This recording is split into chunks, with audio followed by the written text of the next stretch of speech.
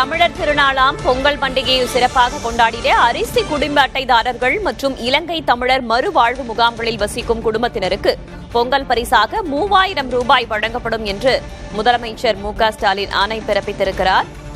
தமிழ்நாடு அரிசி அனைத்து குடும்ப அட்டைதாரர்கள், இலங்கை தமிழர் மறுவாழ்வு முகாம்களில் வசிக்கும் குடும்பத்தினருக்கும் பொங்கல் பரிசு தொகுப்பாக 1 கிலோ பச்சரிசி, 1 கிலோ சர்க்கரை மற்றும் 1 முழு நீள கரும்பு வழங்கப்படும் என்று ஏற்கனவே அறிவிக்கப்பட்டிருந்த நிலையில் தற்போது 3000 ரூபாய் பொங்கல் பரிசாக வழங்கப்படும் என்று அறிவிக்கப்பட்டிருக்கிறது. 2,22,91,710 அரிசி பெறும் குடும்ப அட்டைதாரர்கள் இதன் மூலமாக பயனடைவார்கள் என்றும் தமிழ்நாடு அரசு அறிவித்துள்ளது.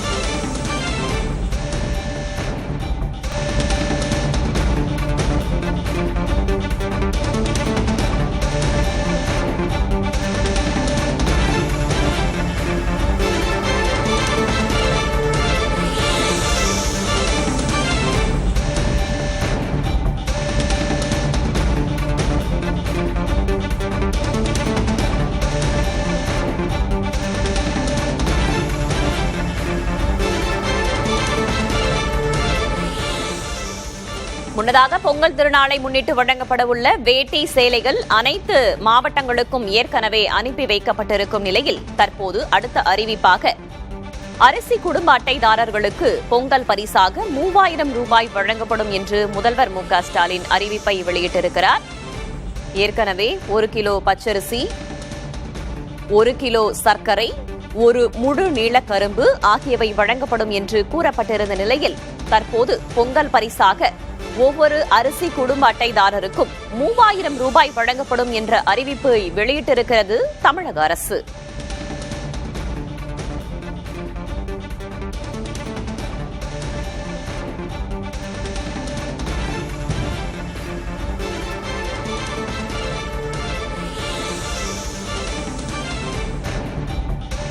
விவரங்களை வழங்குவதற்காக செய்தியாளர் ரமேஷ் மீண்டும் இணைந்திருக்கிறார். ரமேஷ், தொடருங்கள்.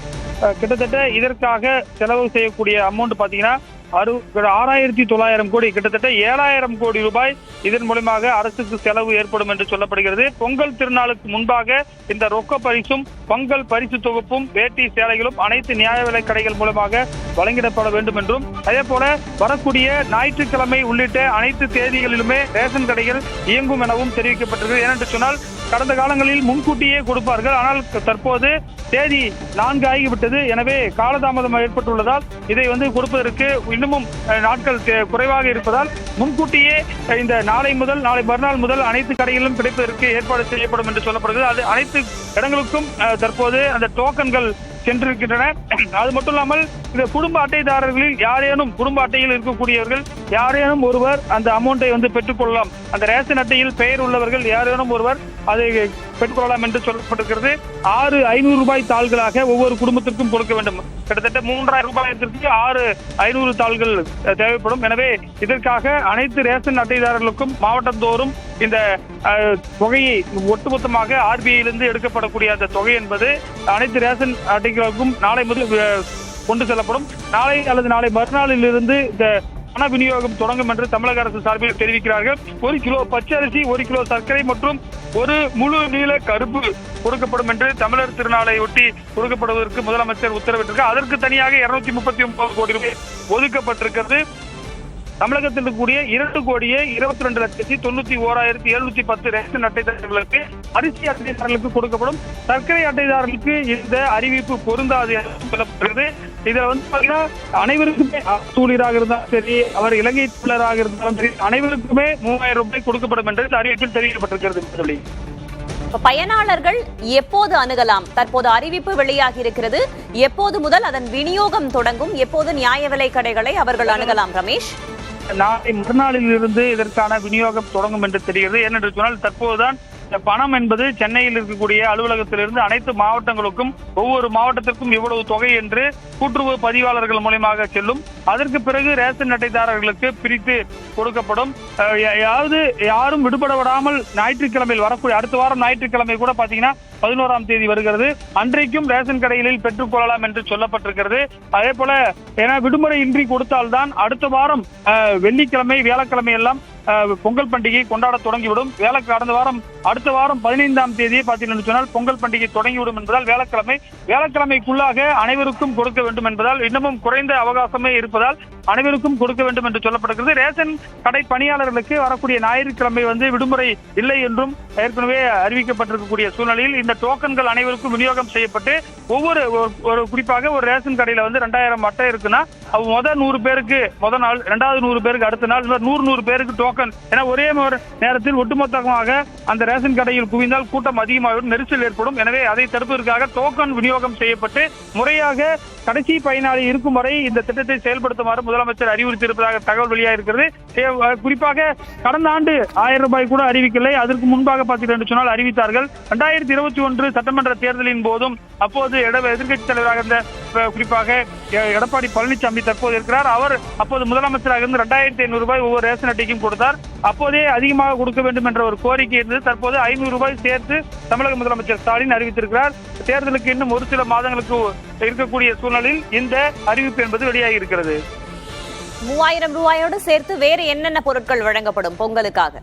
பொங்கலுக்காக 1 கிலோ பச்சரிசி, 1 கிலோ சர்க்கரை, அவர்கள் பொங்கல் கொண்டாடுவதற்காக ஒரு முழு நீள கரும்பு அந்த விவசாயிகளிடமிருந்து அந்த கரும்பினை கொள்முதல் செய்ய வேண்டும். இதற்கான டெண்டர்கள்லாம் விடப்பட்டு 240 கோடி ரூபாய் அதற்கு தனியாக அரசாணை தமிழக அரசுடைய கூட்டுறவு உணவுத்துறை செயலாளர் சுப்ரியா சத்யபிரதா சாஹூ வெளியிட்டிருக்கிறார். அந்த அறிவிப்பு என்பது தனியாக இருக்கிறது. இதற்கான அரசாணை இன்று இரவுக்குள் வெளியான பிறகு இதற்கான பண விநியோகம் என்பது தொடங்கும். இந்த பணத்தை ஒவ்வொரு மாவட்டத்திற்கும் கொண்டு செல்வார்கள்.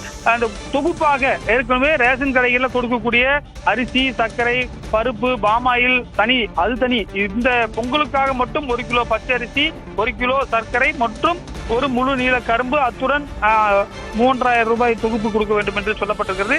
இதை ஒவ்வொரு குடும்பத்தாரும் பொங்கல் பண்டிகைக்கு முன்பாக 15ஆம் தேதி தமிழகத்தில் பொங்கல் பண்டிகை கொண்டாடப்படுகிறது. அது வியாழக்கிழமை வருகிறது.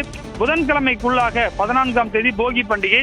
அதன் புதன்கிழமைக்குள்ளாக இந்த பண விநியோகம் மற்றும் பொங்கல் பரிசு தொகுப்பை தமிழகத்தில் இருக்கக்கூடிய 40,000 ரேஷன் கடைகள் மூலமாக தமிழகத்தில் நீலகிரி உட்பட மலைவாழ் பகுதியில் இருக்கக்கூடிய இடத்தில் கூட ரேஷன் கடைகள் இருக்கின்றன.